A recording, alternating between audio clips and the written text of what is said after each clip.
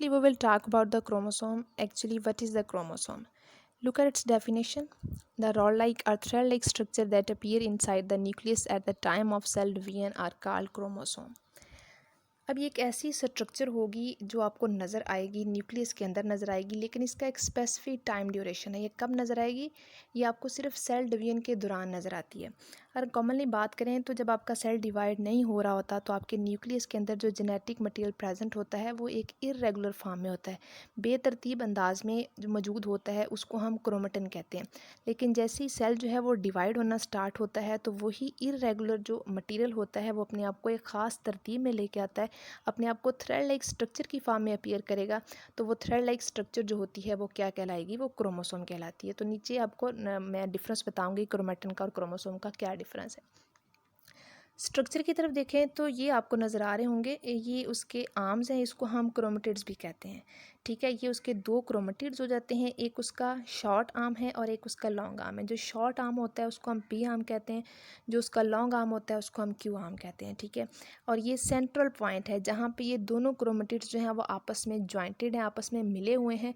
इस पॉइंट को क्या कहते हैं हम? सेंट्रोमियर। तो क्रोमोसोम के जो आर्म्स होते हैं उनको हम क्या कहेंगे? क्रोमेटिड्स कहते हैं। और ये क्रोमेटिड जिस पॉइंट पे आके अपने आप को एसोसिएट करें, अपने आप को बाइंड करते हैं, that is the centromere. Structure अगर हम इसकी अल्ट्रा स्ट्रक्चर की बात करें तो ये इस तरीके से हमारे पास जो है इसमें डीएनए के मालिक्यूल जो होते हैं, डीएनए के लॉन्ग जो स्ट्रिंग्स होते हैं वो इस तरह कंपैक्ट फॉर्म में जो है उसके अंदर पाए जाते हैं। ये आप डायग्राम से चेक कर सकते हैं क्रोमेटिन वर्सेस क्रोमोसोम। अब ये आपको नज़र आ रहा होगा, जब सेल डिवाइड नहीं हो रहा तो जो क्रोमेटिन मटेरियल है that appear like a irregular form, ये जो इरेगुलर फॉर्म आपको नज़र आ रही है ये क्या कहलाएगी? ये क्रोमेटिन कहलाती है। लेकिन ये जैसे ही हमारे पास सेल जो है वो डिवाइड होना स्टार्ट होता है, इरेगुलर फॉर्म जो है वो अपीयर होती है लाइक अ थ्रेड लाइक स्ट्रक्चर। जो थ्रेड लाइक स्ट्रक्चर आपको नज़र आ रहे हैं दैट आर द क्रोमोसोम्स। तो क्रोमेटिन जो है वो बिफोर सेल डिवीजन होता है और क्रोमोसोम जो होता है वो ड्यूरिंग सेल डिवीजन आपको नज़र आता है। Next one are the discovery of chromosome. Chromosome को उसको डिस्कवर किसने किया था? Number of chromosome. Chromosome number varies from species to species, यानी कि हर स्पीशी के अंदर इसका नंबर जो है वो एक स्पीशी से दूसरी स्पीशी में डिफरेंट होता है। लेकिन अगर एक ही स्पीशी के मेंबर होंगे तो उनके अंदर इनका नंबर जो है वो मोस्टली सेम होता है तकरीबन तमाम ऑर्गेनिज्म के अंदर। ऑर्गेनिज्म यहाँ पे कुछ टेबल के थ्रू जो है वो आपको समझ आ जाएगी कि यहाँ पे कुछ ऑर्गेनिज्म के नाम दिए हुए हैं, आगे उनके नंबर ऑफ क्रोमोसोम। जी, यहाँ पे एक टर्म इस्तेमाल की हुई है somatic chromosome and the gametic chromosome.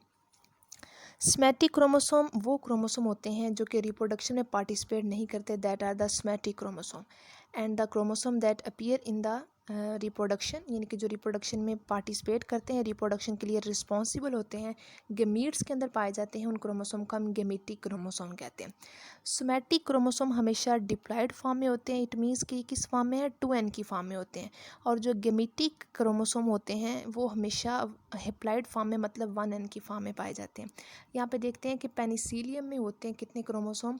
1 pair of chromosome. It means कितने क्रोमोसोम है? 2 क्रोमोसोम जो है वो सोमैटिक है। अगर गेमेटिक की बात करें तो उसके गेमेट के अंदर कितना होगा? 1।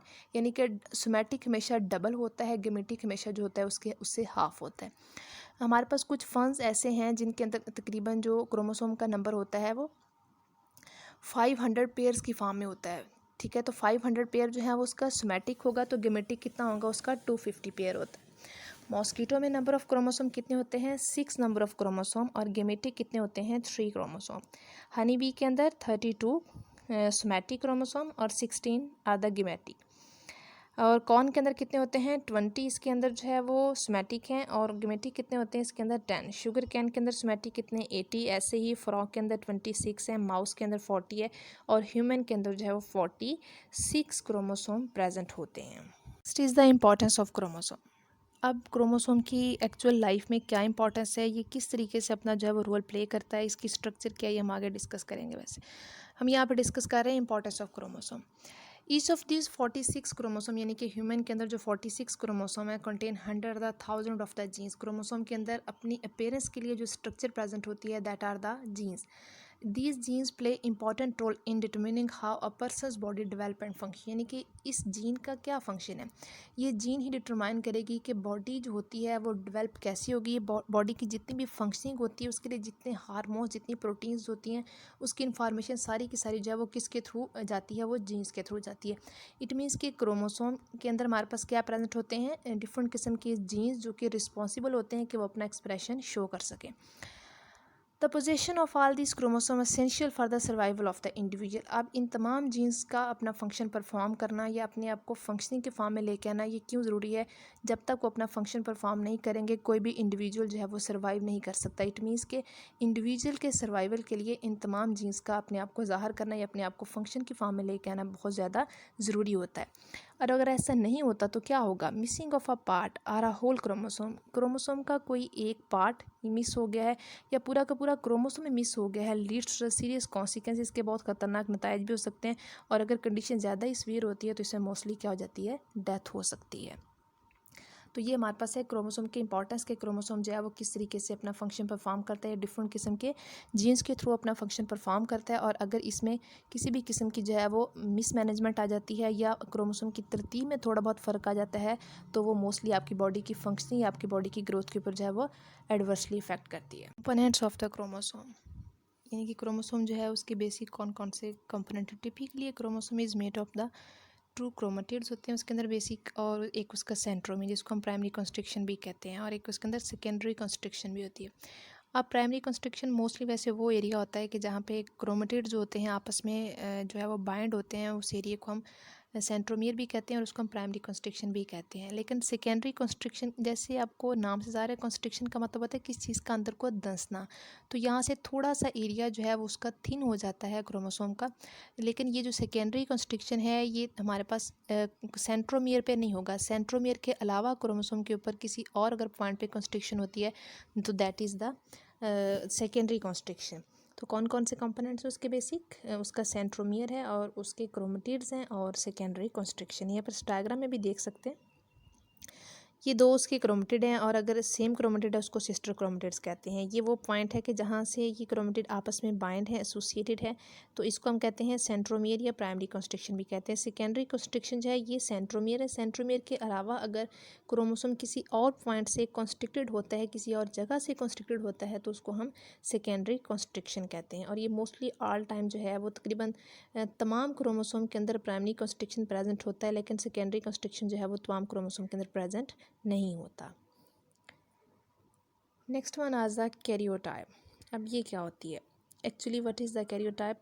अब इसकी टर्म हम कहाँ इस्तेमाल करते हैं, particular of the chromosome that an individual possesses is called its karyotype, यानी कि क्रोमोसोम की एक ख़ास तरतीब है जो किसी भी इंडिविजुअल के अंदर पाई जाती है उसको हम कैरियोटाइप कहते हैं। यानी कि एक इंडिविजुअल ह्यूमन की बात करें तो एक इंसान के अंदर जितने भी क्रोमोसोम होते हैं उनकी जो तरतीब होती है उसको हम कैरियोटाइप कहते हैं। और हर एक इंडिविजुअल की कैरियोटाइप जो है वो हर एक के लिहाज से यानी कि जीन्स के लिहाज से डिफरेंट होती है।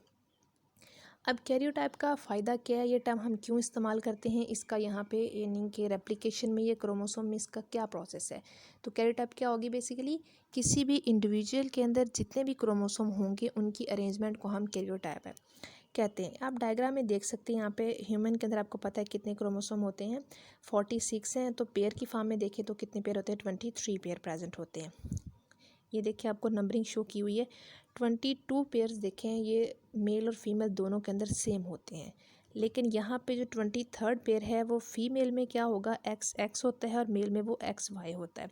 इसको हम ये जो क्रोमोसोम होते हैं इसको हम कहते हैं सेक्स क्रोमोसोम, जो कि रिप्रोडक्शन में पार्टिसिपेट करते हैं। और बाकी जो 22 क्रोमोसोम है जो कि मेल और फीमेल दोनों के अंदर सेम होते हैं, इनको हम ऑटोसोमल क्रोमोसोम कहते हैं। तो क्रोमोसोम की बेसिक 2 टाइप्स हैं। ऑटोसोमल क्रोमोसोम कौन से होंगे, वो क्रोमोसोम जो रिप्रोडक्शन में पार्टिसिपेट नहीं करते, जो हमारे पास मोस्टली सोमैटिक सेल में प्रेजेंट होते हैं, उनको हम ऑटोसोमल क्रोमोसोम कहते हैं। और जो सेक्स डिटर्मिनेशन में पार्टिसिपेट करते हैं that are the sex chromosome.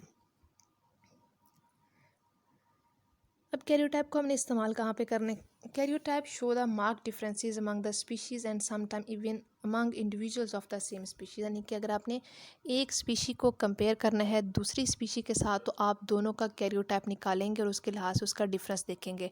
लेकिन इसके अलावा अगर आपने एक ही स्पीशी के कुछ मेंबर जो हैं अगर आपने उनका डिफरेंस देखना है तो आप उसको भी कंपेयर कर सकते हैं, कैरियोटाइप के थ्रू आप उसको कंपेयर कर सकते हैं कि उनकी जेनेटिक वेरिएशन किस तरह से है।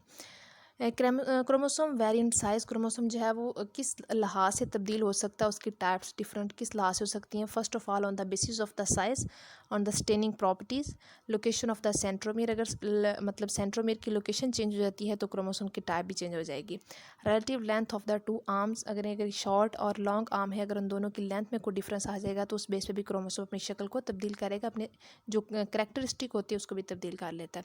The position of the constricted ridges along the arms, यानी कि मैं आपको ऊपर बताया है कि पोजीशन एक प्राइमरी कंस्ट्रक्शन और सेकेंडरी कंस्ट्रक्शन की बेस पे हमारे पास क्रोमोसोम की डिफरेंट टाइप्स जो अपीयर होती हैं।